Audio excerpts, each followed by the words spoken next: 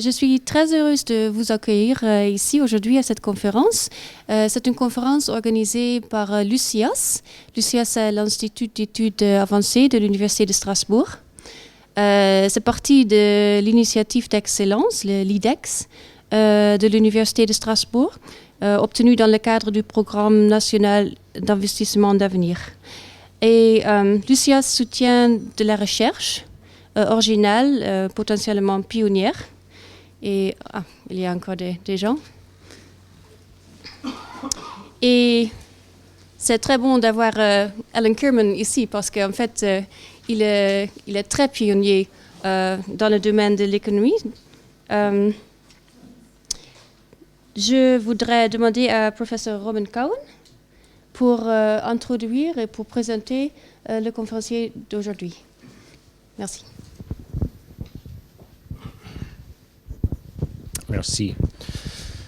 C'est un vrai plaisir et un privilège de vous présenter professeur Alan Kierman.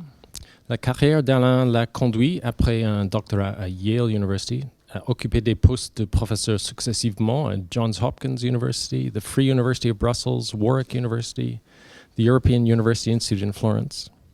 Alan est actuellement professeur émérite à l'Université d'Aix-Marseille et encore à l'École des hautes études en sciences sociales à Paris, ainsi que membre honoraire de l'Institut universitaire de France. Et, entre parenthèses, professeur associé au Beta à l'Université de Strasbourg.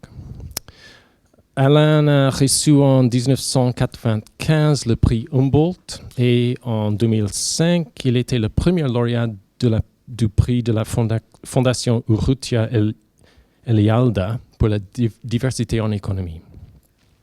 Alan s'est intéressé au cours de sa carrière à de nombreuses questions économiques et ses travaux ont été empiriques, théoriques, analytiques, numériques.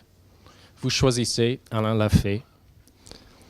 Une caractéristique étonnante des travaux d'Alan est que ses travaux se sont souvent révélés des indicateurs fiables de la direction dans laquelle la recherche en économie allait se développer. Lorsqu'Alan se saisit d'une question ou d'une thématique nouvelle, il a une tendance, parfois agaçante, à être parmi les tout premiers s'en saisir. D'autres suivent, et une décennie plus tard, ce qui aurait pu être initialement considéré comme une Kiermanerie ou encore une idée bizarre d'Alan est acceptée et intégrée par une fraction importante de la profession. Une illustration de ce point est la relative insatisfaction exprimée très tôt par Alan vis-à-vis de certains aspects de la macroéconomie moderne et ses efforts pour développer des modélisations alternatives qui acceptent que l'économie est un système complexe constitué par beaucoup des individus qui interagissent. La crise persistante dans laquelle nous sommes englués ont mis en évidence certaines des limites qui avaient été soulignées par Alan, et beaucoup dans la sphère publique ont pu se demander, et se demandent encore, comment les économistes ont pu ne rien voir venir. Comment ils sont occupés leur temps pendant que les conditions de la crise se mettent en place. Et comment, 8 années après les événements de 2007-2008, les réponses apportées par les dirigeants et nécessairement informées par les économistes ont pu ne pas produire les effets espérés. Ceci nous amène à la conférence de ce jour et je suis très heureux de laisser la parole au professeur Kierman pour sa conférence « Crise économique ou économiste en crise ». Merci Robin et merci à l'Institut pour m'avoir invité. Pour ceux qui sont malheureusement debout derrière, je vous signale qu'il y a des places devant. Et donc, il ne faut pas rester derrière par modestie. En réalité, il y a un fameux papier de Thomas Schelling, prix Nobel en économie, qui a expliqué pourquoi dans les salles de lecture, toujours dans les amphis, dans les universités, c'est toujours rempli de derrière et jamais de devant. Et c'est un papier intéressant que je vous recommande. Et donc, aujourd'hui, ce que je vais parler surtout, c'est ce qu'on a eu comme difficulté récemment avec la crise qui a commencé en 2008 et essayer d'expliquer en partie les fondements de l'économie théorique qui nous ont empêchés d'expliquer vraiment exactement d'où ça vient et pourquoi. Et ce que je dirais au départ, c'est qu'il y a un genre de thème constant en économie maintenant, ce qui suggère que, et c'est quelque chose fondé sur ce qu'on appelle le libéralisme dans le sens classique, et c'est la foi dans l'idée que le fonctionnement des marchés tout seul va résoudre tous les problèmes. Si seulement on laissait des gens agir dans leurs propres intérêts, la solution pour l'économie serait une solution optimale. Mais ce que je veux dire pendant ce discours, c'est que cette affirmation n'est justifiée ni par la théorie, ni par les faits empiriques. Et je pense que ce qu'on a fait, les économistes, pendant un siècle et demi, c'est de suivre la tendance politique et sociale et de dire qu'il faut quand même générer une théorie qui est consistante avec l'idée de libéralisme. Et malheureusement, ça nous a amené à un impasse. Et c'était la main invisible d'Adam Smith que tout le monde ici a entendu parler. Mais en réalité, Adam Smith a mentionné cette phrase 3 fois, et une fois, pas du tout dans cette connexion. Et lui n'attribuait pas autant d'importance. Mais malheureusement, ou peut-être heureusement, avec Mill, avec les politiques en Angleterre, Gladstone, etc., on a commencé à avoir une interprétation un peu naïve de cette main invisible et cette notion que toujours l'économie allait s'auto-organiser d'une façon optimale ou dans l'intérêt de tout le monde. Et on est juste récemment, jusqu'à 2008, on avait quand même développé une certaine confiance dans notre théorie. On était devenu plus formel, on était plus content de nos résultats. Et 2 affirmations. Je dois m'excuser, de temps en temps, j'ai quelques transparents où je garde les citations en anglais. Mais Ben Bernanke, Bob Lucas a dit « The central problem of depression prevention has been solved ». Et Ben Bernanke, qui était le président de Fed à l'époque, écrivait des articles sur le Great Moderation.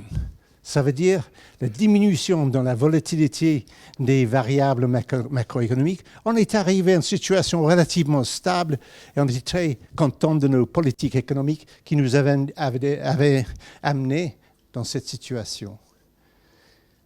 Mais quand 2008 est arrivé, même l'Économiste, qui n'est pas le journal le plus progressiste du monde, même l'Économiste avait cette image de la théorie moderne de l'économie comme une glace qui est en train de s'effondrer. Et puis ce qu'ils disent, « How the crisis is changing it ».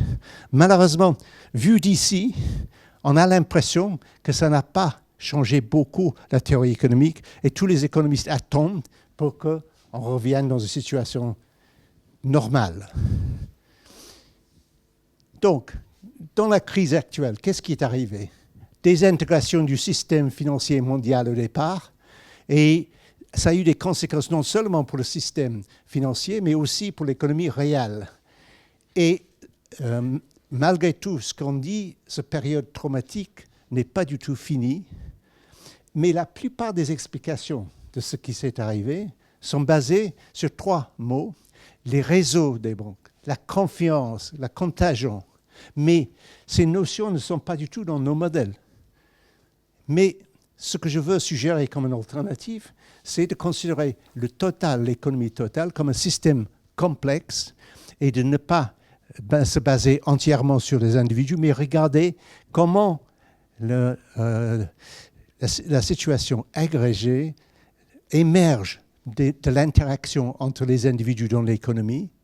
Et quand on fait ça, on arrive à des modèles qui engendrent des mouvements importants, endogènes, qui ne sont pas provoqués par un choc de l'extérieur, mais sont intrinsèques au fonctionnement de l'économie. Et ce qu'on fait en économie actuellement, toujours, c'est d'attribuer des crises à des événements extraordinaires. Quelque chose est arrivé, quelque chose imprévu, comme lui. Ça, c'est un signe noir et un individu très rare. Et même, j'ai vu quelque part dans un article, mythique. Mais il n'est pas mythique parce que j'ai pris une photo de lui en Australie cette année. Ça existe, c'est rare, c'est vrai. Mais c'est difficile d'attribuer à l'économie tous les problèmes suite à des événements exogènes et rares. Et pour vous situer dans la mentalité des économistes, et ça c'est Alan Greenspan qui était le président du Fed, après que la crise a commencé, c'était en 2010, ce qu'il a dit, with notably rare exceptions, 2008 for example, the global invisible hand has created relatively stable exchange rates, interest rates, prices and wage rates. Mais quelqu'un un peu méchant a dit, with notably rare exceptions, Germany remained largely at peace with its neighbors during the 20th century. Et quelqu'un qui était même plus méchant a dit, with notably rare exceptions, Alan Greenspan has been right about everything. Mais même Sa Majesté s'inquiétait de la situation de l'économie et de ses économistes. Et elle a écrit une lettre demandant à ces économistes, c'est-à-dire l'Académie britannique, mais pourquoi vous n'avez prévu ni la sévérité de la crise, ni la crise même? Et voilà la réponse. Alors, en somme, Votre Majesté, l'incapacité de prévoir ni la date, ni la durée, ni la sévérité de la crise était principalement due à la défaillance de l'imagination collective d'un groupe d'individus très intelligents, c'est-à-dire les gens qui ont écrit la lettre, mais qui n'étaient pas capables de comprendre les risques du système global. Sa Majesté n'était pas probablement très contente d'entendre que le problème, c'était un problème d'imagination et pas un problème d'analyse. Parce que pendant des années, les économistes ont expliqué que ce qu'on fait, c'est très scientifique, madame, c'est un peu difficile à expliquer. Mais... Donc, je pense que deux questions méritent d'être posées. Comment se fait-il que les économistes n'ont pas prévu la crise? Et pourquoi nos modèles macroéconomiques nient l'existence ou même la possibilité de tels événements? Et ça, c'est grave, parce que de construire un modèle et de temps en temps, quelque chose arrive, vous dites « Ah, mais il doit y avoir quelque chose qui a changé ça de l'extérieur. » Mais je pense que pour répondre à ces deux questions, il faut regarder les bases de la théorie économique moderne. Et une autre question, devons-nous repenser notre théorie à la lumière de la crise? Évidemment, le fait que je suis ici, je suis en train de parler ça, ma réponse est oui. Et les économistes et leurs théories sont-ils au moins en partie responsables pour la crise? Ça, c'est beaucoup plus important parce qu'en général, on traite les économistes comme des gens qui regardent, qui analysent, comme des scientifiques, mais ce n'est pas leur responsabilité si tout va mal. Et ça me rappelle la situation des physiciens après la création de la bombe atomique, où il y avait des grandes discussions. Est-ce que, dans un certain sens, les physiciens sont responsables ou non pour les conséquences de ce qu'ils ont créé? Et c'est un peu le même débat. Et les économistes diraient « Oh, pas du tout, nous on fait notre analyse dans notre coin, et ce que vous faites avec, ça c'est votre problème. » Donc, ce que je dirais, c'est que la recherche en macroéconomie, ce n'est pas un simple exercice académique, parce que beaucoup de décideurs forgent leur vision du monde sur cette recherche. Et ce que nous avons décrit de temps en temps, ah oui, mais en réalité, c'est dû au comportement excessif de la part de certains agents, en particulier dans les marchés financiers, sont en réalité des comportements rationnels et endogènes. Et je dirais aussi que nous ne sommes pas coupables d'avoir prévu, de ne pas avoir prévu la crise, mais nous sommes coupables d'avoir développé des modèles qui ne contiennent pas même la possibilité d'une crise. Trichet, l'ex-gouverneur de la Banque centrale européenne, je suis désolé, il a publié ça en anglais et je n'ai pas traduit en français, sans doute il y a une version en français quelque part, mais il y a certaines phrases là qui doivent attirer votre attention.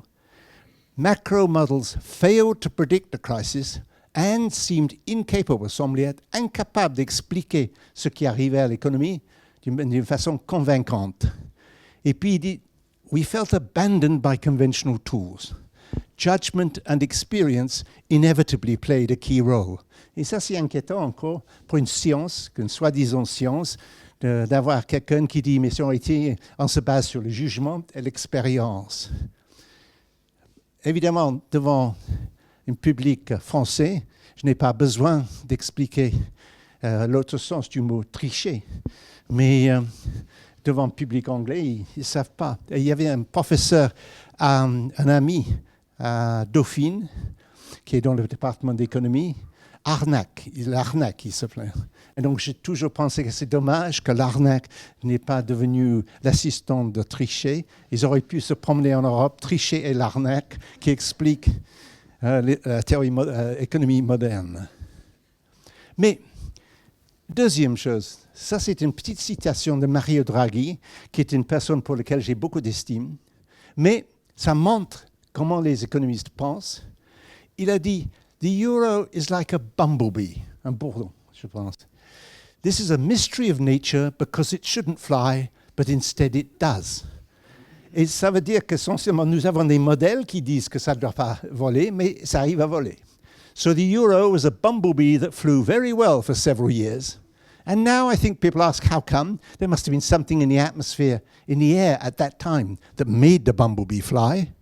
Now something must have changed, and we know what after the financial crisis.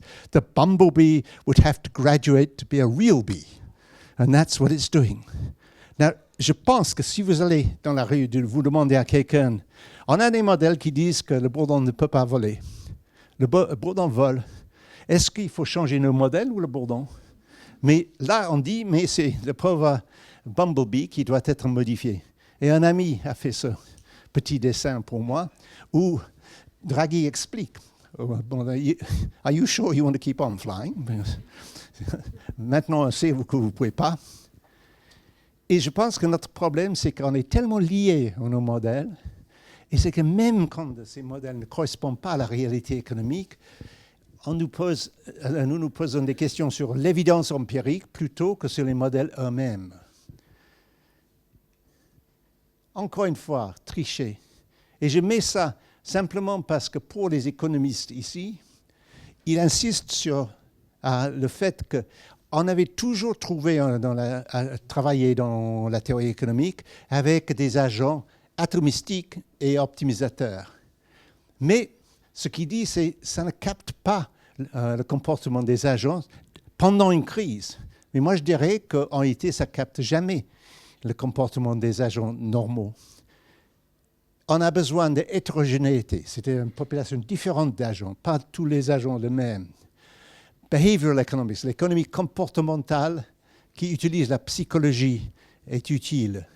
Les modèles multi-agents éliminent l'hypothèse de l'optimisation et acceptent l'idée qu'il y a des interactions complexes entre les agents. Such approaches are worthy of our attention. Et si le gouverneur de la Banque centrale européenne vous dit c'est worthy of our attention, il faut littéralement prêter attention. Mais les économistes disent tout le temps un modèle économique n'est pas scientifique s'il n'a pas des bases microéconomiques solides. Ça veut dire que nous devons construire toujours nos modèles sur les bases des individus indépendants, rationnels et optimisateurs. Mais, comme vous savez très bien, beaucoup d'économistes, en particulier Herbert Simon plus récemment, ont été très critiques sur ce point de vue. Même Pareto, qui était le père de l'économie mathématique, à la fin de sa carrière, il a dit « Je pense que les gens prennent de temps en temps des décisions non rationnelles et passent le reste de leur temps à essayer de rationaliser ces décisions. » Notre définition de la rationalité n'est pas une définition naturelle. c'est une définition qui vient de l'introspection des économistes et pas du tout de l'observation de comment les gens se comportent en réalité. Donc, qui est la personne qu'on analyse? Homo sapiens ou Homo economicus? Vous voyez que M. Spock, c'est plutôt Homo economicus qui calcule tout et qui n'a pas d'émotion. Et je voudrais vous montrer pourquoi, si ça marche. Robin, could you start this for me? Ceci est une petite indication des difficultés avec nos hypothèses. Une hypothèse qu'on a sous-jacente à tous nos modèles, c'est que tout le temps, partout, les gens optimisent toutes les décisions auxquelles ils font face.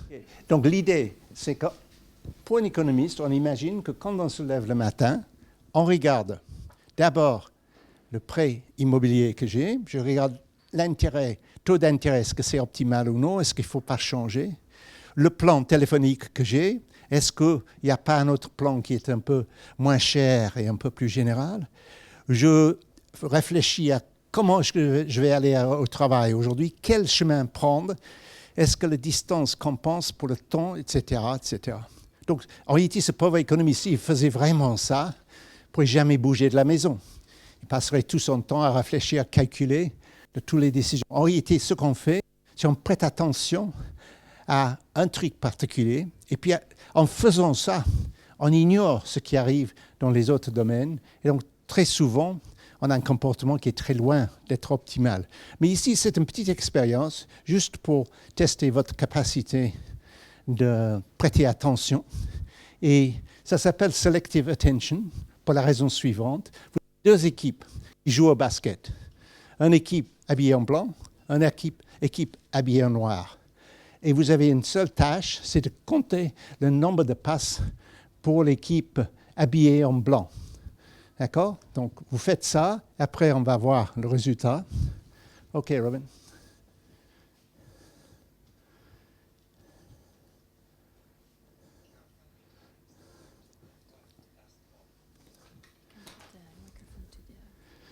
Ah, OK.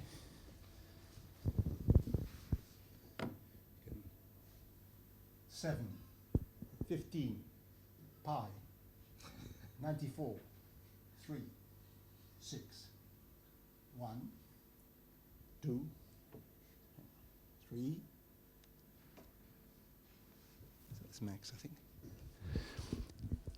14, 11, 6. OK. Combien de gens avaient 16? C'est bien. Mais, deuxième question, est-ce que vous avez vu le gorille? Combien de gens ont vu le gorille? Beaucoup. Mais, oui, mais, d'accord, tous ceux qui connaissaient le gorille avant, tu peux continuer. Spot the gorilla. For people who haven't seen or heard about a video like this before, about half missed the gorilla. If you knew about the gorilla, you probably saw it. But did you notice the curtain changing color or the player on the black team leaving the game? Combien de gens ont vu ça? Il y a quelqu'un dans une équipe qui est disparu pendant ce truc. Et le rideau derrière a changé de couleur.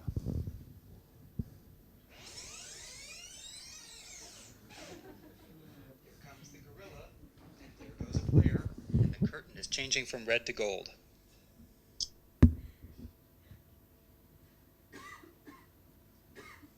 When you're looking for a gorilla, you often miss other unexpected events. Donc, vous voyez, c'est une répétition du même point. C'est-à-dire que vous focalisez votre attention sur un truc. Pour les gens qui n'ont jamais vu ça, ils comptent les passes. Mais pour les autres qui ont vu, ils regardent pour le gorille. Mais en regardant pour le gorille, ils ne peuvent pas prêter attention aux autres choses qui changent. Donc, l'homo economicus est loin d'être un modèle réel de nous. Mais ça, c'est simplement un exemple. Il y a beaucoup d'hypothèses en économie sur la rationalité qui sont en réalité pas satisfaites par l'homme dans la rue. Et quand même, dans les modèles macroéconomiques, le comportement agrégé est toujours considéré comme étant celui d'un individu rationnel, optimisateur, représentatif. Donc, je peux modéliser toute l'économie en disant, mais je vais prendre un individu typique et je vais analyser son comportement. Et ça serait essentiellement le comportement de l'économie. Et ça, c'est une grande erreur, parce qu'on sait très bien que même dans l'économie purement théorique, une grande partie de la structure qu'on impose sur l'individu est perdue quand on passe au niveau agrégé. Et pour ceux qui sont, par exemple, des économistes, savent très bien qu'on a un truc de base qui s'appelle l'axiome faible de préférence révélée, qui veut dire que si je vous vois choisir A sur B quand les deux sont disponibles, vous, dans une autre situation, choisir B sur A quand les deux sont disponibles. Et même ça ne tient pas dès qu'on passe à l'agrégé. Donc il y a beaucoup de choses qui disparaissent avec l'agrégation, c'est pour le comportement agrégé. Mais ce qu'on dit souvent, c'est en réalité, on peut simplement regarder un modèle avec une économie avec concurrence pure et parfaite, et dans ce modèle idéal, on aura un équilibre et ça a des jolies propriétés qu'on peut vous expliquer.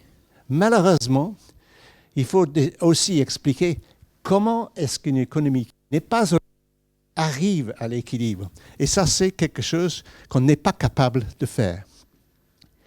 Voilà, Debreu, un Français, mais qui est passé la grande partie de sa vie aux États-Unis, ce qu'il a dit, c'est qu'il y a deux théorèmes.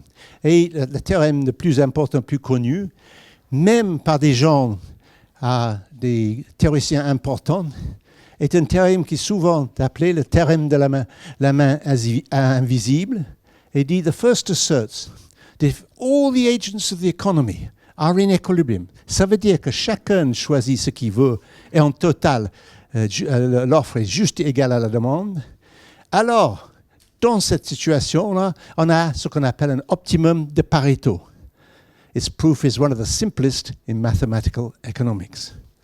Et ce qui est intéressant là-dedans, c'est d'abord la notion d'optimalité est extrêmement limitée.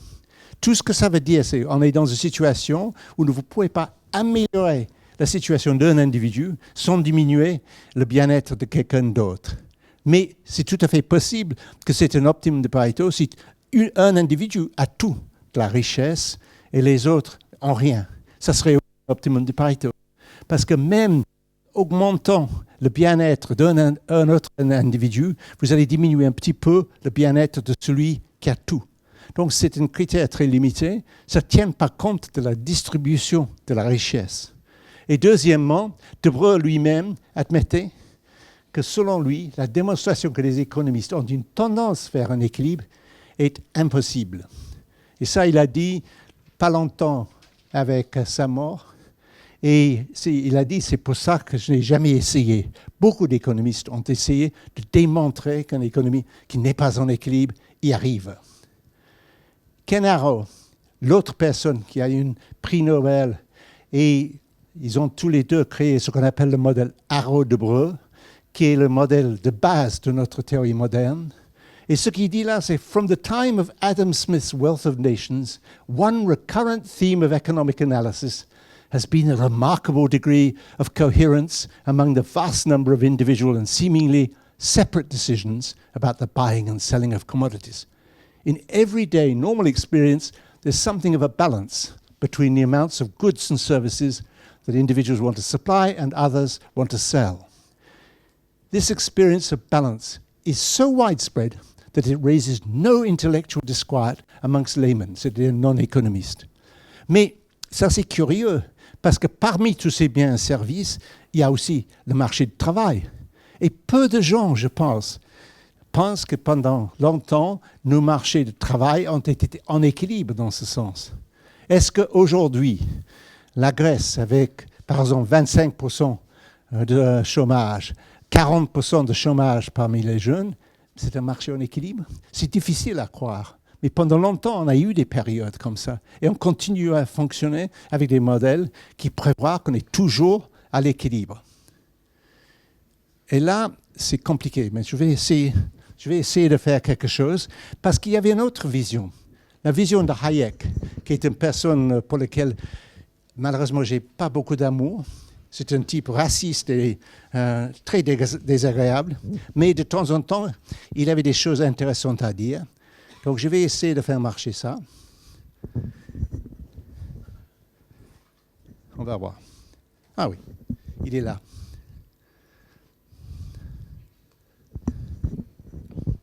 Ah.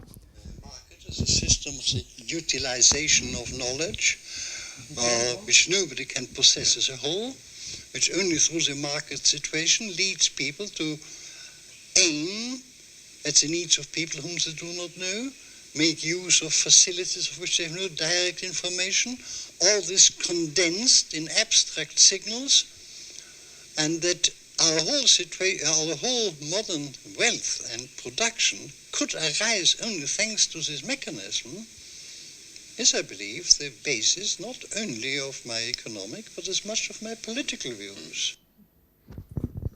Donc, vous voyez que Hayek avait une vision très différente. Maintenant, je vais essayer. Qu'est-ce que tu as dit? Control tab?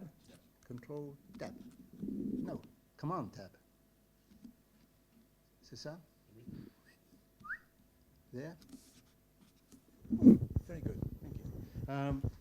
Donc, Hayek avait une vision tout à fait différente de l'économie standard. Comme je vous ai dit, je n'ai absolument pas de sentiment d'amitié pour Hayek. C'était un type raciste qui disait tout le temps qu'il n'était pas raciste, mais quand même, le comportement de certains Indiens à LSI n'était pas acceptable, ni le comportement des gens levantines, etc. Bon, Hayek, son idée, c'est quand même intéressant, parce qu'il dit, je ne crois pas à l'idée qu'il y a des prix qui sont annoncés, et puis les gens s'ajustent. Je pense que ce qui arrive, c'est que les gens, chacun a un petit peu d'information, et en agissant sur cette information, sur la base de cette information est transmise à tout le monde, et que c'est comme ça qu'on arrive à un équilibre. Mais lui-même n'a jamais montré, pas plus que Debreu ou Arrow, qu'en réalité l'économie converge vers l'équilibre. Et ça, c'est un vieux problème en économie. Walras, le fondateur de l'économie mathématique moderne, il avait un bagarre avec Edgeworth, parce que Edgeworth lui disait tout le temps, vous n'avez rien expliqué pour suggérer comment est-ce qu'on arrive à un équilibre. Ce que vous dites simplement, c'est que en réalité, vous êtes en train de résoudre un système d'équations. Mais ce n'est pas du tout une description de comment un marché arrive à un équilibre. Et Walras était très vexé, mais au lieu d'écrire à Edgeworth, il écrivait tout le temps à von Berkowitz, demandant que lui écrit à Edgeworth. Voilà. Donc, c'est un problème fondamental en économie. Comment est-ce qu'on arrive à un équilibre? Walras, et comme vous voyez, Walras est quand même plus attirant que Hayek. Les prix sur les marchés s'ajustent et conduisent l'économie vers un équilibre, où toutes les ressources sont allouées d'une façon efficace. Par contre, Hayek dit, les individus sur un marché réagissent aux signaux qu'ils perçoivent et malgré leur connaissance locale et limitée, le marché allouera des ressources d'une façon efficace. Mais vous voyez que l'idée de Walras est étrange, parce que ça veut dire que les prix sont annoncés, les gens ajustent leur comportement, les prix sont modifiés, les gens ajustent leur comportement, et finalement, on arrive à un équilibre où l'offre est égale à la demande. Mais qui annonce ces prix? Et tout le monde dit, ah, mais ça c'est le commissaire-priseur. Mais ce n'est pas une description réaliste de l'économie, parce qu'il n'y a pas de commissaire-priseur. Donc cette description, c'est une description purement artificielle. Hayek a une idée beaucoup plus réaliste, mais lui non plus ne pouvait pas démontrer que ce qu'il décrivait arrivait à pousser l'économie dans la direction de l'équilibre. Maintenant, comme je vous ai dit, si on regarde les résultats en théorie économique, normalement, en 1974, avec des résultats de Bohr, Mantel et Sonnenschein, trois économistes mathématiciens de grande réputation, ils ont montré qu'on ne peut pas, avec nos hypothèses standards, démontrer qu'un équilibre qui n'était pas une économie qui n'était pas en équilibre atteindrait un équilibre. Et pire, 2 mathématiciens américains ont démontré que si on trouvait un mécanisme qui poussait l'économie automatiquement d'une situation hors équilibre en équilibre, ce mécanisme devrait utiliser automatiquement une quantité infinie d'informations. Donc, en réalité, le problème, comme a dit Debreu, était impossible. Quelle était la solution des macroéconomistes qui ne travaillaient qu'avec des modèles d'équilibre? Facile. Ils font l'hypothèse, ils imposent l'hypothèse que l'économie est toujours en équilibre. Donc, à ce moment-là, vous n'avez pas besoin d'expliquer comment ça arrive à l'équilibre. Et je vais vous montrer 2 visions très différentes de l'économie. Une vision que moi je trouve plus réaliste et la vision standard. La vision standard dit que nos modèles doivent être fondés de façon sur une microéconomie solide.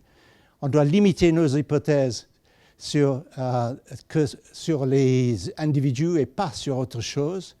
Les individus doivent satisfaire ces axiomes de rationalité des économistes. Ils sont isolés, ils optimisent, et tout le monde comprend comment fonctionne l'économie. Et le comportement agrégé correspond à un comportement d'un individu représentatif, rationnel. L'autre, c'est de considérer l'économie comme un système complexe dans lequel les individus suivent des règles simples. Ils s'adaptent à leur environnement. Ils ne sont pas irrationnels. Ils n'agissent pas contre leurs propres intérêts. Ils ont une information limitée et en grande partie locale, mais le comportement agrégé ne correspond pas du tout à celui d'un individu. Et c'est la coordination et non pas l'efficacité qui est le problème central de l'économie. Les économistes sont obsédés, comme vous le savez, avec l'efficacité. C'est tout le temps l'efficacité. Mais il faut quand même, qui est beaucoup plus important à comprendre, c'est comment toutes les activités des individus sont coordonnées. Si je n'ai pas... Oui, je peux vous raconter juste une petite histoire. Il y avait 3 individus qui jouaient au golf. Il y avait un psychanalyste, un prêtre et un économiste. Et ils jouaient tous les dimanches après-midi, ils étaient très contents. Mais une fois, ils se trouvaient derrière quelqu'un qui jouait extraordinairement lentement. Et ils ont dit, mais quand même, il a même un caddie pour l'aider. Pourquoi il prend autant de temps? Donc, ils commençaient à crier désormais, « Can we play through, please ?» etc., etc. Le type continue à jouer très lentement. Finalement, le prêtre va aller voir l'autre. Il dit, mais il est revenu blanc en disant, mais c'est terrible parce que ce pauvre type, il joue très lentement parce qu'il est aveugle. Et l'autre, oh mon Dieu. Et moi, je passe mon temps à faire des discours, expliquer aux gens comment être charitable avec les autres. Il se retourne vers le psychanalyste, il dit, qu'est-ce que tu penses, Joe? Il dit, c'est terrible, j'ai des gens tous les jours sur le canapé chez moi et j'explique comment vivre avec leurs problèmes, etc., etc. Et je suis en train de hurler après ce pauvre type. Et puis il se retourne vers l'économiste Fred, qu'est-ce que tu en penses? Et Fred dit, je pense que cette situation est totalement inefficace. Ce type devait jouer la nuit. Donc vous voyez qu'il y a une attitude différente des économistes que des autres. Je vous ai dit avant que 3 mots sont essentiellement dans nos explications pour la crise. Réseau, confiance, contagion. Et ne sont pas dans les éléments fondamentaux de notre théorie. La coordination devrait être la préoccupation centrale. Et ce qui est important, c'est l'interaction directe entre les individus et leur influence mutuelle. Et une remarque importante, l'optimisation au niveau de l'individu, à mon avis, ou au niveau de la collectivité, est illusoire. Nous ne sommes jamais dans une situation où on est vraiment efficace. Mais, sans doute, on arrive à une solution qui est raisonnable, mais pas du tout efficace. Et nous développons des mécanismes afin de générer des résultats efficaces. Mais ces mécanismes peuvent engendrer ce qu'on appelle les conséquences imprévues. Et je vais vous expliquer. Ce qu'on fait, c'est un mécanisme, on a fait des hypothèses sur le comportement des gens, et puis on regarde le résultat. Un exemple typique, c'est les enchères. Les économistes ont passé beaucoup de temps à analyser les enchères. Ils ont trouvé des théorèmes pour expliquer que les enchères donnent un résultat optimal et même les types différents d'enchères donnent le même résultat optimal où l'objet qui est en train de vendre passe aux gens qui ont le plus besoin ou le plus désir de l'avoir. Et donc, c'est un mécanisme optimal. Mais je vais vous montrer un exemple d'une petite vente aux enchères. Et ce qui arrive ici, j'espère que vous pourrez entendre, mais ce qui arrive ici, c'est que le chef pompier, il n'a qu'un trampoline pour attraper des gens. Donc, il a décidé, et on suivi quelques cours d'économie, de vendre aux enchères le droit de sauter.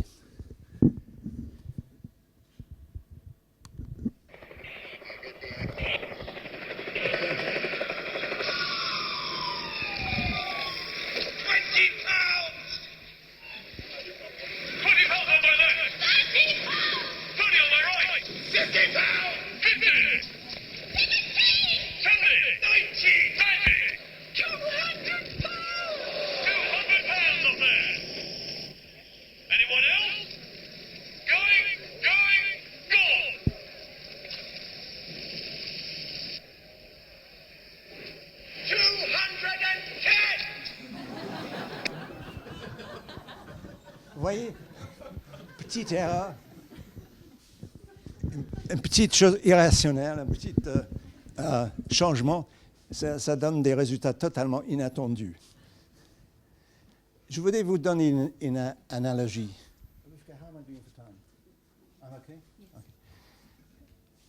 Regardez ça.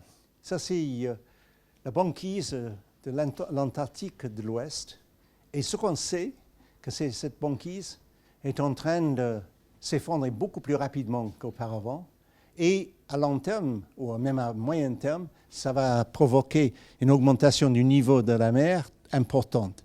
Et en partie, on dit que c'est nous, notre activité, et qui a influencé le réchauffement de la planète, qui est une partie importante de cette explication.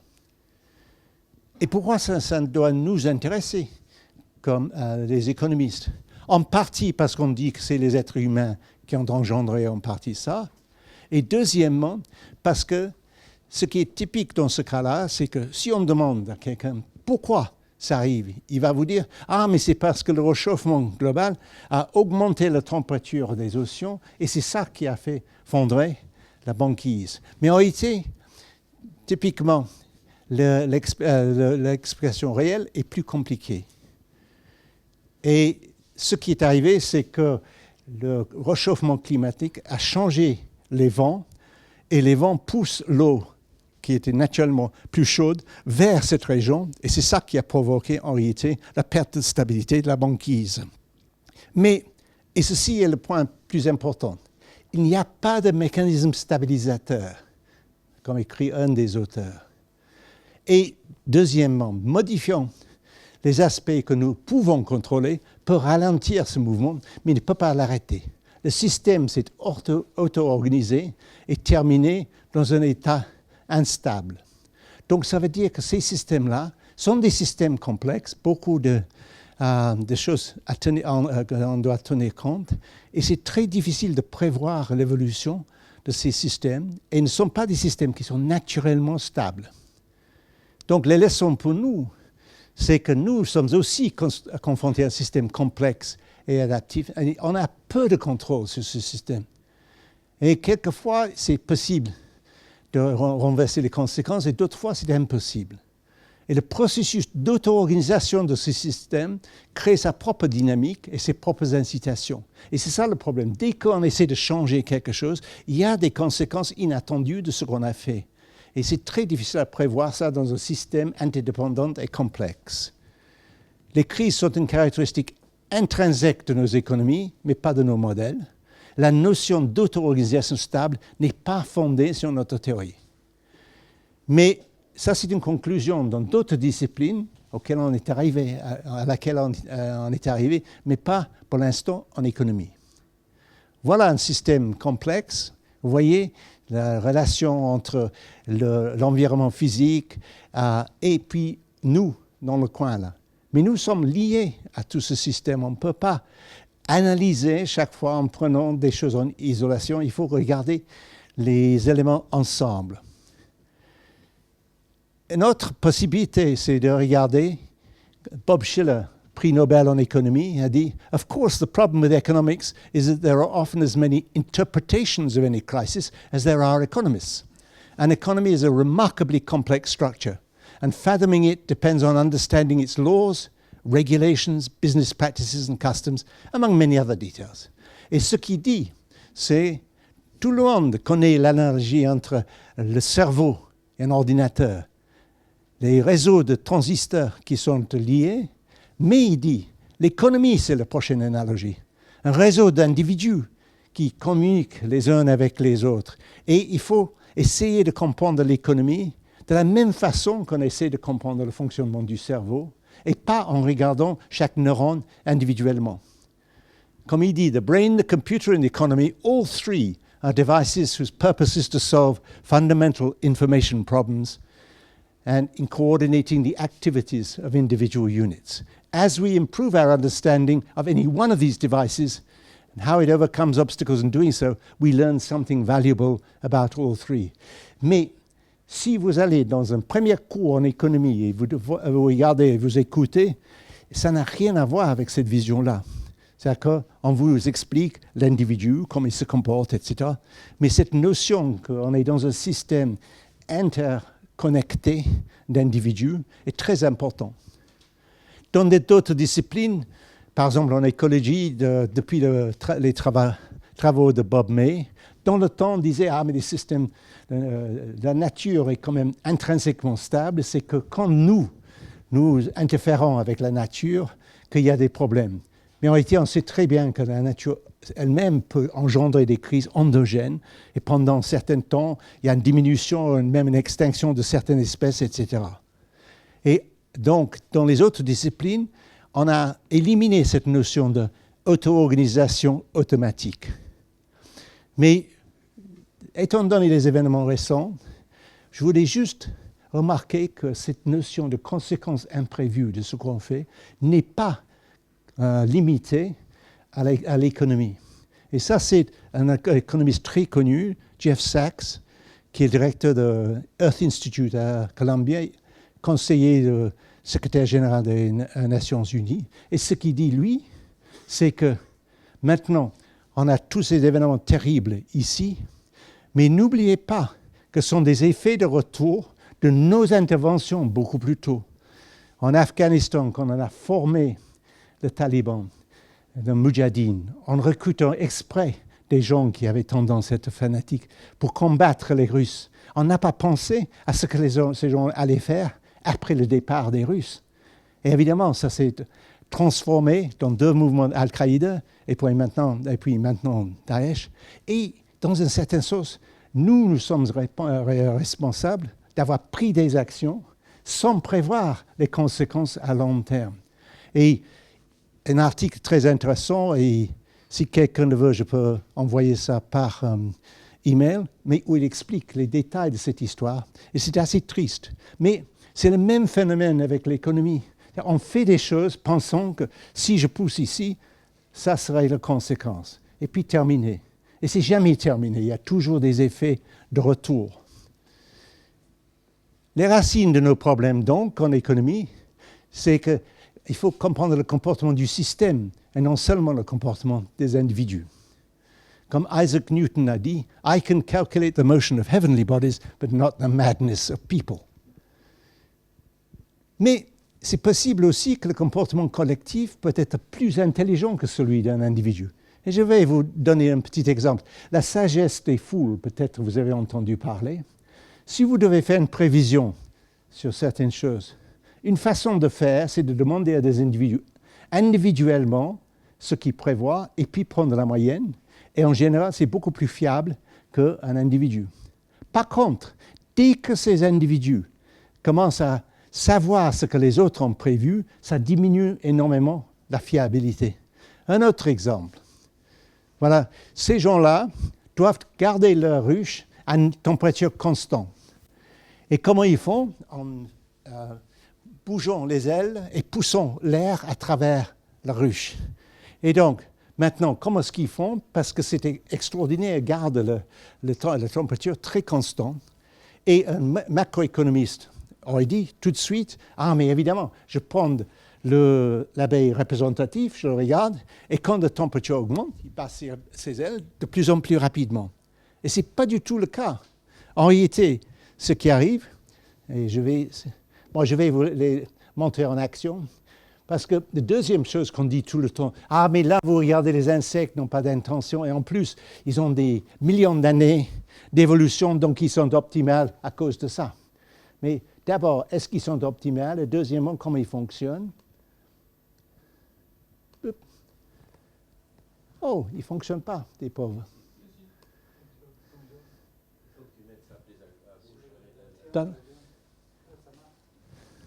Il faut? Ah non?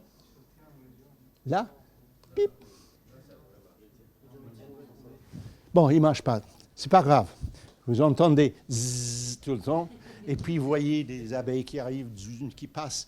Et c'est évident, quand vous les regardez, qu'ils ne sont pas optimales, parce qu'il y en a des abeilles qui traversent et qui regardent et ne font rien, etc., etc. Mais ce qui est important, c'est qu'ils arrivent à garder la température constante. Et ce qui est même plus intéressant, est comment ils font. Pas du tout comme le macroéconomiste a pensé. Les abeilles sont on ou off. Et c'est toujours même vitesse. Et si vous ne me croyez pas, allez un jour à côté d'une ruche et attendre quand la température monte. Si tous les individus battaient les ailes plus rapidement, vous entendez zzz, pas du tout, c'est toujours zzz.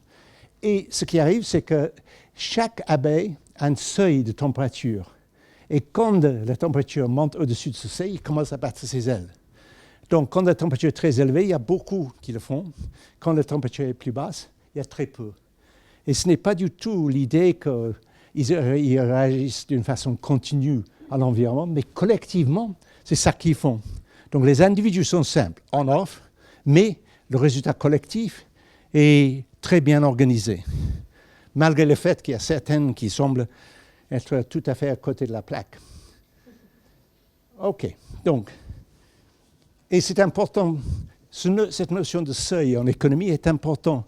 C'est-à-dire, au lieu de penser aux gens, par exemple, dans l'analyse typique, quand quelqu'un arrive dans le premier cours de microéconomie, on lui dit, quand le prix diminue, les gens achètent un peu plus. Mais ce que Cournot a déjà observé, non, je pense qu'en réalité, ils achètent ou ils n'achètent pas. Si le prix est à un certain niveau, ils achètent. Si le prix est plus bas, ils achètent ou non. Et donc, ensemble, quand vous les voyez collectivement, vous avez une courbe de demande, c'est-à-dire plus bas le prix, plus de gens qui achètent, mais ce n'est pas parce que chaque individu achète un peu plus. C'est simplement que certains individus ont un seuil qui est plus bas, un prix de réserve. Revenons à l'économie. Qu'est-ce qui donc garantit la stabilité et l'efficacité de l'économie? Et si vous demandez à quelqu'un, particulièrement un financier, il va dire, mais c'est les marchés, c'est évidemment les marchés. Et quand même, qu'est-ce qu'on veut dire quand on dit les marchés? Voilà une vision un peu plus large. Comme vous savez très bien, les marchés, c'est une tradition très ancienne, et je n'ai pas le temps d'expliquer tous les exemples, mais c'est quelque chose qu'on a trouvé presque dès le début de l'histoire. Et la première bulle était intéressante, c'est une bulle pour le rouget. Et ça a duré presque 2 siècles. Et le prix était extraordinairement élevé. Et le truc, si on était romain, c'était inviter les gens avec un bon spécimen de rouget. Et c'était à un moment donné l'équivalent de 3 mois de salaire pour un pauvre romain. Et à un moment donné, on a décidé, mais c'est ridicule. Et vous avez Horace, Cicéron, on tous dit, mais c'est absurde, ça ne correspond pas du tout au goût ou à la qualité de ce poisson. C'est absurde. Et puis, dès qu'on a mis une taxe sur ça, la bulle a éclaté. Mais à mon avis, c'est la première bulle. Mais ce qui était intéressant, cette bulle n'était pas du tout une bulle de spéculation. Et je pense qu'on ne peut pas considérer cette bulle-là comme immorale. Mais les bulles plus tard, là, toute une série de bulles. Il y a la bulle des tulipes à Amsterdam, de bulle South Sea Bubble, où Newton a perdu beaucoup d'argent, John Law, etc. Vous avez à la fin Lehman Brothers, et puis vraiment à la fin, ce qu'on appelle le fameux flash crash, où les prix ont augmenté très rapidement, ont diminué très rapidement un jour sur le marché.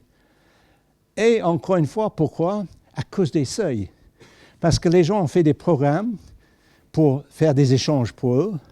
Et évidemment, un programmateur, il ne pense pas trop à quelle valeur je vais mettre à certaines actions. Par exemple, ce qu'on appelle le stop loss order, c'est où je dis, si le prix descend en dessous de ça, je vais vendre.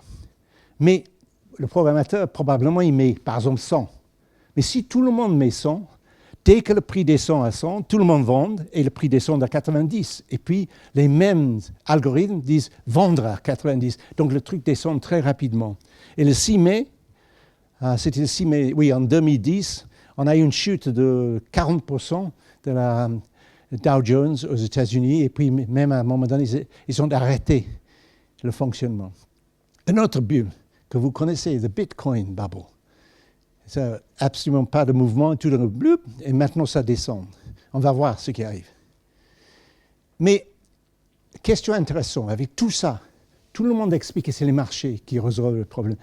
Quand on regarde les économistes dans l'histoire, ce qui est intéressant, comme dit Mirovsky, c'est what jumps out at the economic historian is the extent to which the sequence of activities posited therein has little or no relationship to the operation of any actual contemporary market. Et beaucoup de gens parlaient du fait que les marchés, les fonctionnements des marchés ne sont même pas présents dans notre analyse. Et le marché qu'on considère comme le modèle standard, c'est le marché de concurrence pure et parfaite. Hayek a ridiculé cette notion. Il dit, vous ne pouvez pas dire qu'un marché, n'oubliez pas, pour ceux qui ne sont pas économistes, qu'un marché de concurrence pure et parfaite, c'est un marché dans lequel personne n'a une influence sur les prix. Mais ça, c'est quand même curieux. Quelle est la notion de concurrence quand vous n'avez aucun impact sur le marché? Bon, et la notion même de concurrence pour la plupart d'entre nous, c'est de changer quelque chose, de faire un peu mieux que quelqu'un d'autre. Et ça, ce n'est pas présent dans notre modèle. Et en construisant des modèles d'économie d'un marché idéal, on enlève toutes les discussions sur les bénéfices sociaux ou moraux ou le contraire des marchés. On ne parle pas d'interaction directe et on ne parle pas des institutions. Et nos hypothèses sur les individus et comment ils se comportent sont ce que nous voulons et pas ce qu'on observe. Mais les modèles des marchés scientifiques, financiers sont plus scientifiques, non? C'est ça que les gens disent, ah oui, mais vous voyez, tous ces physiciens qui deviennent des quantes et qui calculent tout ça, ça doit être beaucoup plus scientifique. Et malheureusement, ce n'est pas vrai. Et ça, c'est Adair Turner, qui était responsable pour les services financiers en Angleterre. Et il a dit, there's a strong belief, which I share, that bad, or rather oversimplistic, overconfident economics helped create the crisis. There was a dominant conventional wisdom that markets were always rational and self-equilibrating. Ceci veut dire que les économistes n'étaient pas directement responsables, mais ils ont transmis l'idée aux décideurs politiques que le système était un système qui se stabilisait et qu'il fallait laisser les marchés tranquilles. Et sur quoi c'est basé? C'est basé sur ce qu'on appelle l'hypothèse des marchés efficaces. Idée dérivée de la contribution d'un Français, Bachelier, en 1900. Et son idée est très simple. Les individus sont isolés, ils ont chacun l'information.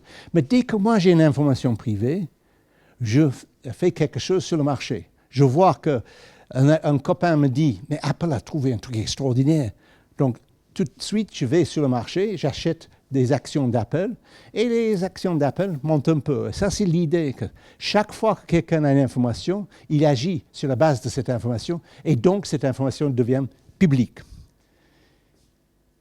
Et moi, je dis que cette hypothèse maintenant est utilisée plutôt pour des raisons théoriques et idéologiques, et associée avec un certain nombre d'individus, mais pas pour des raisons réalistes.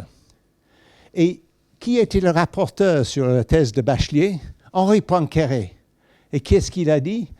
Quand les hommes sont rapprochés, ils ne se décident plus au hasard et indépendants les uns des autres. Ils réagissent les uns sur les autres. Des causes multiples entrent en action. Elles troublent les hommes, les entraînent à gauche, à droite et à gauche. Mais il y a une chose qu'elles ne peuvent pas détruire, ce sont leurs habitudes de moutons de panurge. Et c'est ça, cela qui se conserve. Et donc après, il a dit, M. Bachelet, très intéressant comme théorie, mais absolument rien à voir avec les marchés. Évidemment, la théorie de Bachelet est devenue le fondement de la théorie moderne de finance. Voilà l'idée de Poincaré. Vous voyez tous ces gens, ils regardent le ciel. Ils se mettaient sur Times Square, ils regardaient le ciel comme ça. Après un certain temps, il y avait 5000 personnes qui regardaient le ciel comme ça. Parce que si les premiers regardent le ciel, il doit y avoir quelque chose à voir. Les gens ne regardent pas comme ça pour rien. Et donc ça, c'est exactement l'idée que quand je vois quelqu'un d'autre, j'infère qu'il a une raison pour laquelle il fait ça, et donc je suis. Donc on peut traduire ça dans les marchés financiers. Et voilà un exemple. Vous voyez ce petit type ici? I've got a stock here that could really excel. Excel, sell, et donc ils deviennent tous fous. Et ici en bas, vous avez un petit qui dit, this is madness, I can't take it anymore, goodbye. Goodbye, bye, bye, etc. Et puis à la fin, vous avez un petit qui dit, I've got a stock here. Et ça recommence. Vous voyez, une information transmise sur le marché, plutôt que les gens regardent la valeur vraie de l'action, ils regardent les autres et ils suivent. Et décrivant l'hypothèse de marché efficace, Krugman a cité Mencken qui dit there's always an easy solution to every human problem, neat, plausible and wrong. Et je pense qu'en grande partie, le fait qu'on continue à utiliser la théorie de Bachelet, c'est parce que simplement, c'est une genre d'inertie dans la profession. Où en suis-je? C'est tard, non? Pardon? Right. OK, je vais aller très rapidement. J'allais parler de ces machins-là, mais ça peut nous aider à comprendre le comportement des marchés financiers. Et tout ce que je veux dire là, c'est que, encore une fois, vous regardez des individus qui n'ont aucune connaissance du système total, local, limité, pas du tout sophistiqué, mais leur comportement agrégé est sophistiqué. Un exemple. Regardez, ces fourmis doivent trouver la nourriture à droite. Et donc, si vous regardez, vous pouvez dire, mais il y a deux chips, excusez-moi, égales, qu'est-ce qu'ils vont choisir? Ils vont se diviser en deux, non? Mais si vous faites une petite simulation de ça, vous voyez que ce qui arrive, avec un peu de chance, voilà. Et vous voyez que se divise, non? Entre les deux chemins sont de longueur égale. Mais après un moment, vous avez tout le monde d'un côté. Et c'est exactement le phénomène de ce qu'on appelle un effet positif de retour. Une fois qu'il y a beaucoup de fourmis sur un chemin, ils laissent beaucoup de phéromones, donc ils attirent les autres, et tout le monde se concentre sur un plutôt que l'autre. Là, c'est pas grave. C'est même, finalement, c'est la même longueur. Mais ici, si vous faites, là, vous voyez, c'est important qu'ils choisissent quand même maintenant le chemin en bas. Vous voyez qu'il y en a qui partent en haut, en bas, mais finalement, à la fin, c'est le chemin le plus court en bas qui est utilisé. Et donc, pourquoi c'est intéressant? Je vais vous montrer juste un dernier sur les fourmis. Et là, même expérience que vous avez vue, mais avec des fourmis réelles, fait par Guy Terrelas à Toulouse. Et lui a fait ça pour un programme allemand sur l'adaptation optimale des individus à leur environnement. Donc, ils ont fait la même expérience. Ils ont dit, maintenant, vous allez montrer que les fourmis vont sur le chemin le plus court. Et avec un peu de chance... mes fourmis ne bougent pas. Attends. Voilà.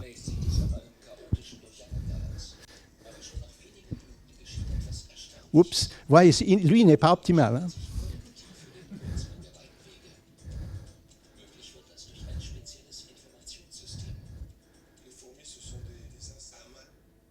Vous voyez? Donc c'est génial, après tout ce temps. Mais je vais vous raconter très rapidement la réalité. Guy a fait appel. Il y avait une série de programmes sur cette notion d'adaptation optimale des plantes, des animaux, etc. Et ils sont venus de Berlin à Toulouse, et Guy a commencé son expérience. Tous les fourmis sont partis sur le chemin long. Et les Allemands disent, mais on ne peut pas avoir ça dans notre programme. Non, non, non. Et puis Guy a fait une deuxième fois sur le grand chemin. Il dit, non, ça c'est pas possible, unmöglich, on va rentrer à Berlin. Et Guy était un peu gêné parce que quand même ils sont venus de Berlin. Donc il a fait une troisième fois, et cette fois-ci ils ont choisi le chemin le plus court. Et quand vous regardez la série de programmes de télévision sur la télévision allemande, vous allez voir juste le truc où il choisit le court, pas les autres. Mais encore une fois, quelque part il y a quand même une organisation importante. Et donc, je n'ai même pas le temps d'expliquer les marchés financiers, mais ce que je peux vous dire, c'est ça qu'on doit expliquer dans les marchés financiers. On peut utiliser les fourmis pour le faire. Et donc, là, basé sur les fourmis, ce qu'on a fait, c'est de construire un modèle. Je vais vous dire très rapidement, parce que vous n'avez pas le temps, et vous allez dormir de toute façon, mais l'idée est très simple. Vous voyez que les fourmis avaient à choisir entre deux chemins. Sur un marché financier, les gens ont été prévoir les prix dans l'avenir. Et c'est ça qui détermine ce qu'ils font. Imaginons qu'ils ont deux règles de prévision. Ce qu'ils vont faire, c'est qu'ils vont regarder pour voir quelle règle est a plus de succès. Et ils ont tendance à suivre ça, exactement comme les fourmis. On a fait un modèle stochastique basé sur les fourmis qui explique ça. Et donc, si vous faites ça, vous trouvez que vous pouvez reproduire pas mal de choses qui arrivent. Donc, vous voyez, il y avait deux règles de prévision. Et ce qu'on peut dire, c'est que dans un modèle comme ça, ce que vous avez, c'est ce que vous observez en réalité. Les prix fluctuent tout le temps sur ce marché. Ils ne convergent pas vers un équilibre. Mais dans un certain sens, il y a une structure dans ces prix. Et si vous regardez aussi, si vous avez à la fois ces deux types, les chartistes, les gens qui prévoient que les prix vont continuer dans un certain chemin, et les fondamentalistes qui croient que ça va revenir à l'équilibre, vous avez ce qu'on appelle les fat tails, c'est-à-dire les changements très importants arrivent plus souvent que prévu. Et chaque fois que vous avez ces chartistes qui pensent que la tendance va continuer, vous avez une bulle. OK, donc tout ça, on va éviter. Je ne peux pas parler des réseaux parce que sinon Rivka va me tuer, mais là c'est une petite indication de, encore une fois, cette notion de réseau, mais ça prend une minute. Donc, une minute, j'ai droit à une minute. Ça, c'est des banques qui ont fait faillite aux États-Unis. Ah non, même problème. Mais c'est peut-être bon pour le temps, parce que c'est dommage, parce que ce que vous voyez, c'est qu'une genre de contagion. Les banques qui sont en faillite et autour d'eux, d'autres banques qui tombent immédiatement en faillite. C'est-à-dire que ce n'est pas un système où les gens sont indépendants. Les banques sont très dépendantes les unes des autres. Et à la fin, vous avez quelque chose comme 500 banques qui ont fait faillite. Mais c'est exactement comme une épidémie. C'est une contagion. Vous voyez que les banques sont en groupe et vous voyez que les groupes tombent en panne. Et c'est important, encore une fois, c'est un système. Il ne faut pas prendre une banque et voilà, est-ce qu'il est viable ou non? Ça dépend avec qui il a des relations et quel type d'actifs il tient. Pas temps d'expliquer que le réseau global financier est devenu beaucoup plus connecté, donc en principe beaucoup plus robuste et en réalité beaucoup plus fragile si on regarde la théorie des graphes. Ça, c'est une... Donc, il faut passer. Ça, c'est le... Excusez-moi. C'est les marchés financiers et le marché des dérivés, qui est devenu très important récemment. Et Warren Buffett a dit « Derivatives are financial weapons of mass destruction, carrying dangers that, while not latent, are potentially lethal. » Mais ce qu'il n'a pas dit, c'est que c'est une grande partie. Vous vous souvenez qu'un produit dérivé, c'est que j'ai des actifs et j'ai les coupes en morceaux, je les mets ensemble et je vends le truc qui est assemblé comme ça. Et donc, c'est très difficile de savoir quels actifs il y a dessous. Et donc, c'était difficile pour les gens de vérifier. Et ces produits étaient vendus partout. Les actifs basés sur les prêts immobiliers aux États-Unis. Et ça, c'est une illustration. Welcome to US Center. Hair, nails, gifts and mortgages. Donc, sur le même magasin, vous avez des prêts immobiliers qui étaient en vente et ces actifs aussi. Et voilà, donc ça, c'était ce qu'on sait. Ça, c'était le crack des subprime mortgages. Et en bas, quelqu'un dit « Oh, I thought we were just buying a house ». On aurait dû prévoir parce qu'on savait que les prix des maisons étaient en train de chuter avant la crise et c'était information publique. Et donc, on a fait un petit modèle pour expliquer pourquoi. C'est assez simple en réalité. C'est que vous avez ces produits dérivés qui circulent, personne ne vérifie parce que c'est coûteux de vérifier. Donc, on les vend aux autres. Mais quand quelqu'un commence à vérifier, il dit « Wow, c'est pas ce truc que vous m'avez vendu, c'est toxique. Il y a des choses qui ne marchent pas là-dedans. » Et à ce moment-là, lui cesse d'acheter et il dit ça. Et donc, vous avez une journée d'épidémie et tout le monde commence à regarder, voir que les actifs sont toxiques et donc le marché s'effondre. Dernière section. La confiance sur les marchés et est-ce qu'on peut faire confiance au marché de nous donner une situation optimale. Et moi, je vous dirais que non, parce que dès qu'on construit des règles sur le marché, tout de suite, il y a des gens qui essaient de contourner les règles. Vous vous souvenez tous peut-être des paradoxes. Paradoxe, dans un État aux États-Unis, on ne donnait pas assez de sang. Idée économiste, on va payer des gens de donner du sang. Résultat, vous avez moins de sang. Parce que les gens avant donné, parce qu'ils pensaient que c'était une bonne chose à faire, mais ils ne voulaient pas être considérés comme des gens qui voulaient être payés pour faire ça. Deuxième exemple, la crèche à Haïfa, où les pères arrivaient toujours en retard pour chercher les enfants. Idée d'économiste, on va imposer une amende.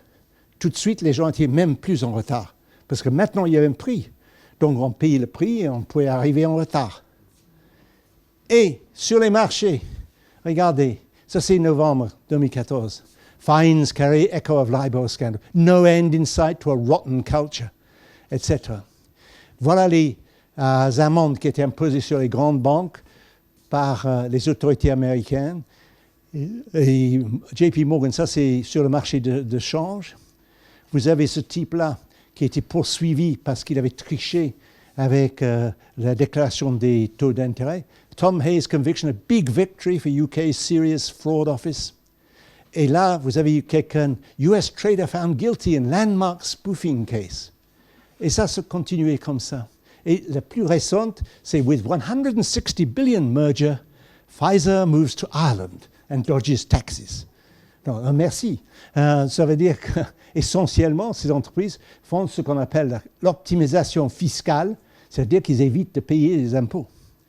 Donc, la moralité dans tout ça, comme Martin Wolf a dit dans le Financial Times, if those who go into finance are encouraged to believe they are entitled to do whatever they can, trust will break down. It's very costly to police markets riddled with conflicts of interest and asymmetric information.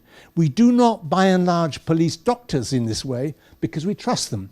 We should be able to trust financiers in the same way. Dernier exemple pour Rivka, parce qu'elle me donnait l'image de Titanic. Il y avait un marché qui fonctionnait très bien sur la confiance. C'était le marché de Lloyd's Assurance à Londres. Et ce marché était basé vraiment littéralement sur la parole. Si on disait « j'accepte », ils acceptaient même sans avoir un contrat. Et vous vous souvenez que le poster pour cette conférence avait la Titanic. Est-ce que vous avez vu le contrat d'assurance pour le Titanic? Voilà. Tout.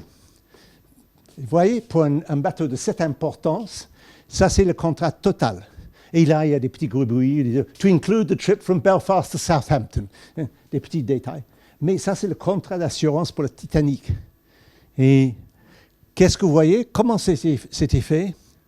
On passe ce truc autour et chacun dit, mais moi je prends 4 000, moi je prends 50 000, etc. Et quand on en a assez, on donne une certaine prime, on termine le contrat.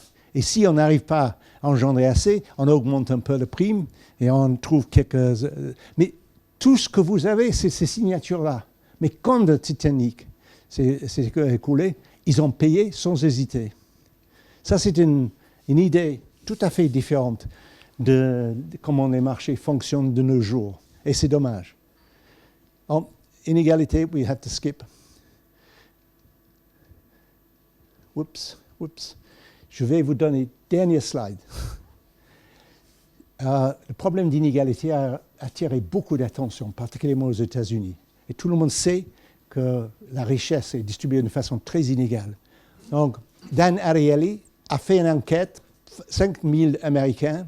Qu'est-ce que vous pensez est la situation actuelle? Donnez-nous ce que vous pensez que les 20% les plus riches possèdent, les deuxièmes 20%, etc. Et les gens avaient l'idée que les 20% les plus riches possédaient à peu près 60% de la richesse. Qu'est-ce que vous voulez que ce soit? Ça, c'est ce qu'ils pensent serait raisonnable, ces 5000 Américains. Ils pensent que les 20% supérieurs doivent avoir à peu près 30% de la richesse. Quelle est la réalité? Les 20% les plus riches ont 85% de la richesse. Et vous voyez que la différence entre ce que les gens pensent et la réalité, et ce qui est vrai, et la différence entre ce qu'ils pensent et leur idéal est aussi grande. C'est-à-dire que même avec toute cette publicité, les gens n'ont aucune idée de quelle est l'inégalité dans le monde. Comment est-ce qu'on peut faire des modèles où on dit « mais les gens comprennent très bien comment fonctionne le système ». Quand ils ont des idées aussi erronées que ça. Conclusion générale. La vision de l'économie comme un système complexe où tous interagissent change notre perspective. Cette vision n'est pas moins rigoureuse pour autant. J'ai évidemment pas eu le temps de vous raconter les modèles.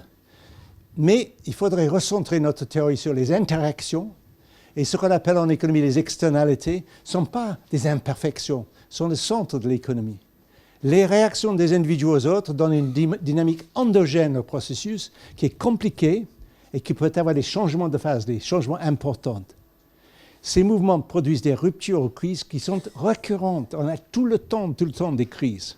Mieux vaut se focaliser sur les périodes de crise que sur les périodes calmes. Nos modèles sont très adéquats pour les périodes où rien n'arrive, mais sont très pauvres dans les situations de crise. Nous avons les outils théoriques nécessaires. Je laisse les derniers mots à Mervyn King, qui a dit « It's hubris to think that we understand how the economy works. We don't. » Et combien de temps pour convaincre les gens? Max Planck a dit « A near scientific truth does not triumph by convincing its opponents and making them see the light, but rather because its opponents eventually die, and a new generation grows up. » Heureusement, il y a quelques jeunes ici. Mais tout ça, les gens, quelquefois, interprètent ce genre de présentation en disant « Ah, il ne faut pas faire des modèles en économie, évidemment, c'est inutile. » Ce n'est pas le cas. Je pense que c'est très important de rester analytique, mais de faire des modèles très différents de ce qu'on fait actuellement. Et Buzz Block a dit « You want to keep an open mind, but you don't want to open it so far that your brain falls out. » Si vous voulez savoir un peu plus, vous pouvez lire ce bouquin que j'ai écrit il y a 4 ans. Complexe économique. Ça, c'est Schumpeter, c'est pas moi. Et, parce que c'était des leçons de Schumpeter. Schumpeter avait 3 ambitions dans sa vie, d'être le meilleur cavalier, d'être le meilleur amant et d'être le meilleur économiste. Il a dit, juste avant de mourir, mais j'ai réussi en 2. On se demande toujours, quel 2? Merci.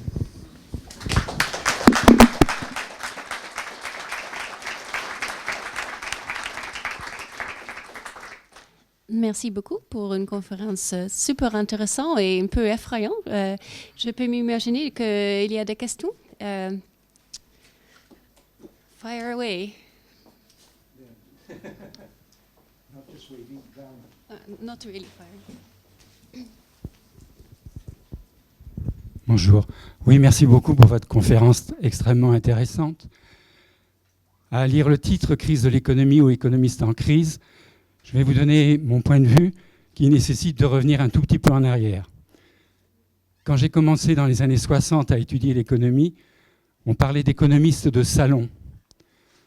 Des économistes de salon. C'est-à-dire des gens qui dissertent comme ça sur l'économie sans avoir en ayant une connaissance, disons, plus ou moins superficielle, approfondie. J'ai eu, par exemple, en première année d'économie, un professeur qui ne savait même pas ce qu'était la pente d'une droite. Okay ? Donc il nous disait, voyez, sur le graphique, là, ça monte un peu plus, la droite, là, elle monte un peu plus que l'autre. Bon, ok. Ensuite, il y a eu en France notamment les événements de mai 68, et je me souviens que pendant les discussions qu'on a eues à ce sujet, certains insistaient fortement pour qu'il y ait de la théorie économique, qu'on fasse de la théorie économique, de la théorie économique. Ok. Alors je pense qu'ensuite, le balancier est passé justement des économistes de salon aux économistes théoriciens purs, ce qui implique notamment l'utilisation de mathématiques. Et je vais revenir là-dessus dans un instant. Alors, concernant, par exemple, l'analyse de la croissance économique. La croissance économique est souvent définie comme étant la croissance du produit intérieur brut et réciproquement. Je pense pour ma part que c'est infiniment plus complexe que cette question. Alors, pour ne pas allonger mon intervention, je voudrais vous dire que je pense que d'abord, si on s'intéresse à un phénomène comme la croissance économique, il faut d'abord étudier ce que ça représente sur le plan des faits économiques et avoir une bonne interprétation de ceci. Alors, par exemple, on peut constater que c'est un processus où il y a des fonctionnements différents dans les différentes branches de l'économie. Elles vont évoluer de façon différente. Ça, c'est la première étape. D'abord, s'intéresser aux faits et voir comment ça fonctionne. La deuxième étape, c'est de voir quels problèmes de théorie économique cela pose. Alors, je vous donne un exemple. Quand Hicks s'est intéressé à la question de la croissance économique, il a notamment essayé de voir ce que ça représente, et notamment, il faut construire de nouveaux processus de production. Alors, tout ceci pose problème entre la construction des nouveaux processus de production et leur fonctionnement ultérieur. Et troisième étape, c'est cette fois l'éventuelle mathématisation de ce que l'on vient de tout ce que l'on vient d'analyser. Sachant que pour moi, les mathématiques ne sont pas tout, je dirais qu'il y a une limite à ce qu'on peut faire avec les mathématiques, comme il y a une limite à ce qu'on peut faire sans les mathématiques. Voilà ce qui a été un peu mon parcours. Je vous remercie. Il y a un microphone encore. Bon, merci pour la question ou l'intervention. Et donc, je vous réponds avec 3 remarques très rapides. Première remarque, votre observation que de réduire la notion de croissance au PIB, la croissance de PIB est absurde. Et il y a quand même eu le comité de Stiglitz, Sen et compagnie convoqué par, curieusement, Sarkozy pour examiner d'autres mesures. Comme au bouton, on n'a pas le PIB, mais on a l'index de est-ce que les gens sont heureux ou non. Mais quant à votre critique des mathématiques, je suis entièrement d'accord. On a tellement envie d'être des bons matheux qu'on s'enterre dans nos modèles et on oublie de regarder les faits. Il faut partir. Un scientifique partirait des faits et puis essayer de construire les modèles plutôt que le contraire. Nous, on a tendance à construire des modèles et puis regarder autour s'il n'y a pas des faits qui correspondent à nos modèles. Et ce n'est pas une façon scientifique de procéder. Mais l'histoire que vous m'avez donnée, récemment, il y avait une demande d'une création de sections CNU en économie séparées. Et on a dit, mais les pauvres hétérodoxes, les gens qui ne croient pas à l'économie mathématique, sont très maltraités. Il faut avoir une section spécifique pour eux. Et quelle était la réponse? Finalement, non. Mais à la fin des années 70, début des années 80, Jean-Jacques Lafont et d'autres gens ont essayé de faire la même chose pour les économistes mathématiciens. Disons, mais les pauvres économistes mathématiciens sont écrasés par ces autres gens non-formalistes, etc. Donc il faut former une section séparée. Je me suis opposé aux deux parce que je trouve que l'économie, c'est un problème pour tout le monde. C'est pas un problème pour une secte. On ne veut pas créer des gens de Shia économistes et des sunnites économistes. Donc, je pense que c'est mieux d'accepter l'idée qu'il y aura toutes sortes. Mais il ne faut pas imposer un paradigme sur les autres en disant « mais ça, c'est la vérité, monsieur. Si vous n'avez pas compris, c'est parce que vos maths ne sont pas suffisamment bons. »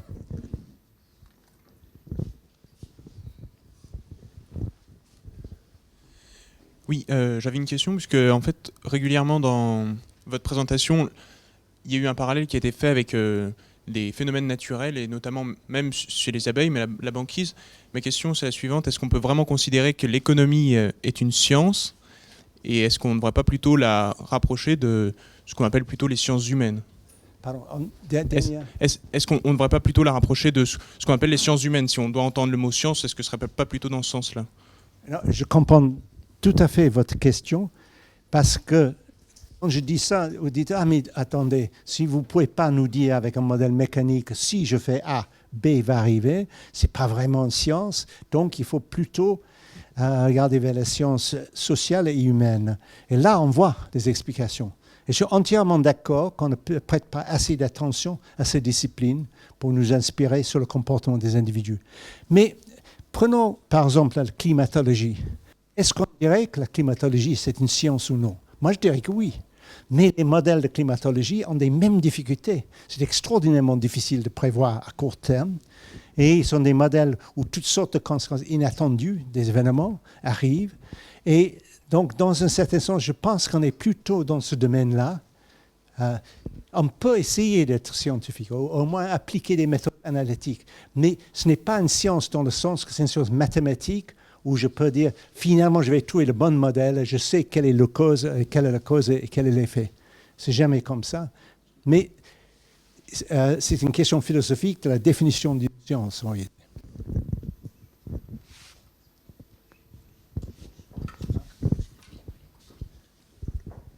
Bonsoir.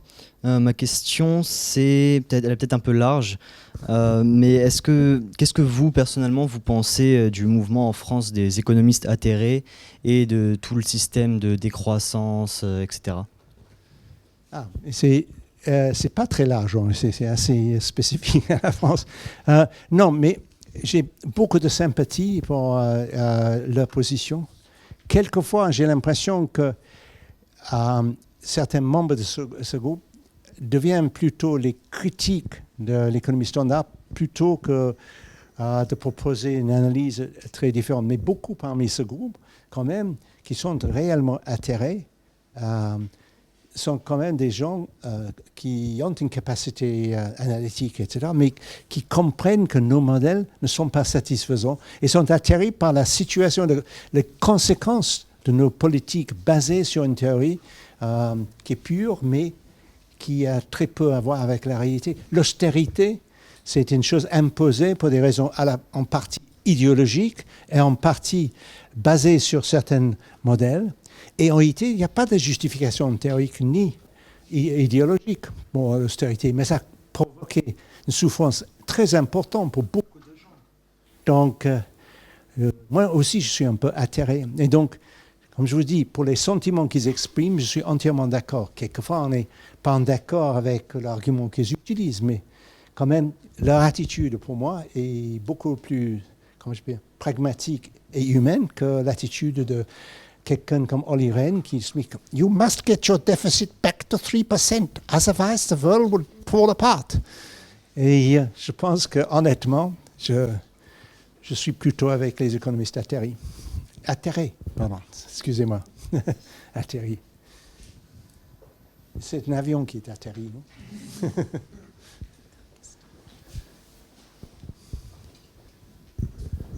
Oui, alors j'entends que vous êtes avec les économistes atterrés et puis que vous avez voté contre la création de cette nouvelle section CNU.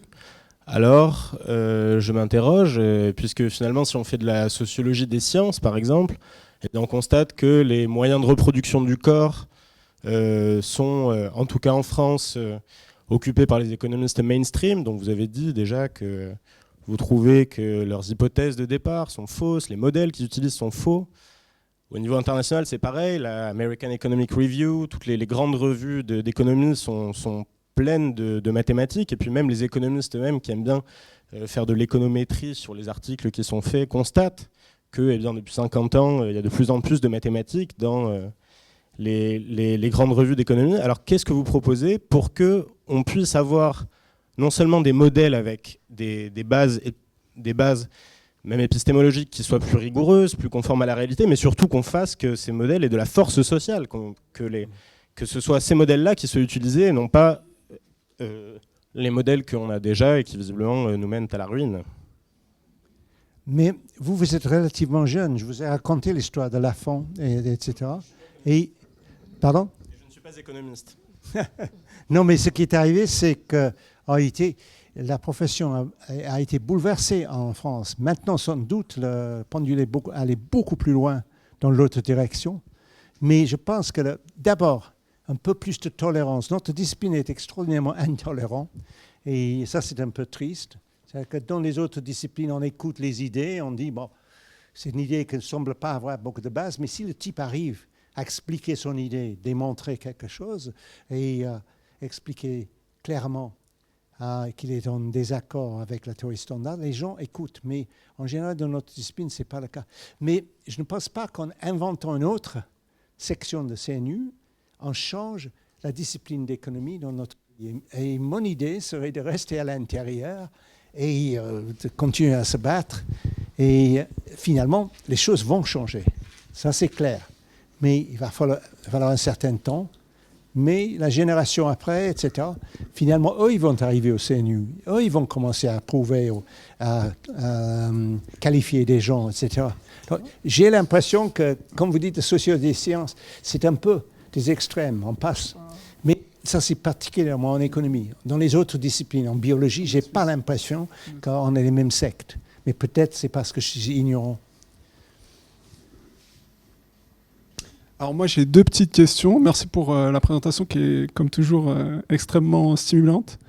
La première question c'est que, alors j'ai vu un des points qui était important dans l'intervention, c'est le problème de coordination des marchés. Mais il y a un économiste qui a parlé de ce problème-là, c'est John Maynard Keynes, et il n'est cité à aucun moment. Donc ça c'était une question que je me posais, un peu prosaïque. Et une deuxième question c'est par rapport à la climatologie, vous dites que la climatologie, c'est une science. Mais à quelle autre science on demande de prévoir le futur ? On ne peut pas prévoir le futur. Si on pense que le futur est en incertitude radicale, c'est très difficile. On ne demande pas à la physique de prévoir le futur. Voilà, c'est mes deux questions, toutes petites. OK, non. Donc, est-ce que vous dites que je n'ai pas mentionné Keynes, j'aurais dû ? Oui, je suis... Oui. Non, mais je pense que l'ombre de Keynes est partout. Donc. Oui, c'est ça. Mais quand même, Keynes a eu une vision extraordinairement apte de la situation et toujours une analyse très ciblée. Et il a fait beaucoup de choses dans l'économie politique aussi. Donc Keynes, je répète si vous voulez 3 fois Keynes, il faut faire attention à Keynes. Il a raison. Et désolé, mais quelque part, il a sauté. Deuxième question, on ne demande pas aux sciences de prévoir. Ça, je ne suis pas si sûr que ça, parce que pour beaucoup de choses, vous dites, mais on va essayer de faire ça. Est-ce que vous pensez que ça va marcher ? Est-ce que vous pouvez prévoir ce qui arrive si on lance une fusée d'ici ? Si on n'était pas capable de prévoir, ce serait quand même, on lance et on voit. Mais en réalité, pour certaines choses, encore une fois, là, c'est un truc mécanique. On n'a pas le même problème que nous avons avec toutes les interférences du système. Mais pour les systèmes complexes, c'est très compliqué. Non, mais l'idée, c'est que exactement ça. Walras a dit à un moment donné, il a dit, vous allez voir, mes théorèmes et mes individus optimisateurs, quand vous voyez la théorie derrière tout ça, dans peu de temps, ça serait aussi exact et parfait que l'astrophysique dans le siècle avant. C'est absolument absurde comme affirmation. On ne ferait jamais ça. Et exactement parce qu'on a parlé déjà du fait qu'on a une société, on a des réactions humaines, et vous avez des optimistes et des pessimistes, etc. On ne va jamais arriver à des prévisions. Mais de dire qu'on ne demande pas aux sciences de faire des prévisions, je pense qu'on le fait. Mais on demande aux climatologues et aux météorologues. Tous les jours, vous voyez à la télévision des prévisions quand même, à très court terme. Et Arrow, pendant la Deuxième Guerre mondiale, était météorologue dans la marine. Et ce qu'il a dit récemment, c'était à l'époque où j'étais là, on avait très peu d'observations. On n'était vraiment pas capable d'avoir peut-être plus que quelques bateaux dans l'océan qui faisaient des mesures.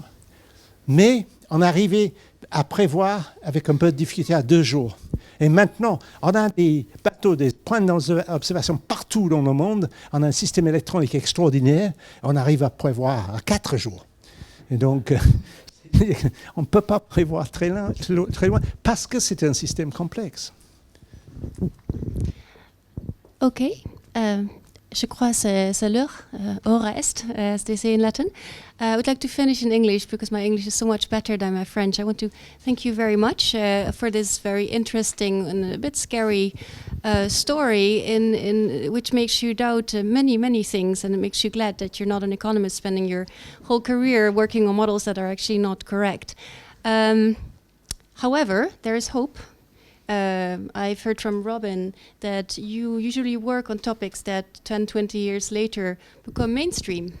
So if this is true, time will solve the economics problem at some point. So I hope for that. Thank you. I won't be around in 20 years. Huh? Well, you don't know that. These days, one doesn't know that.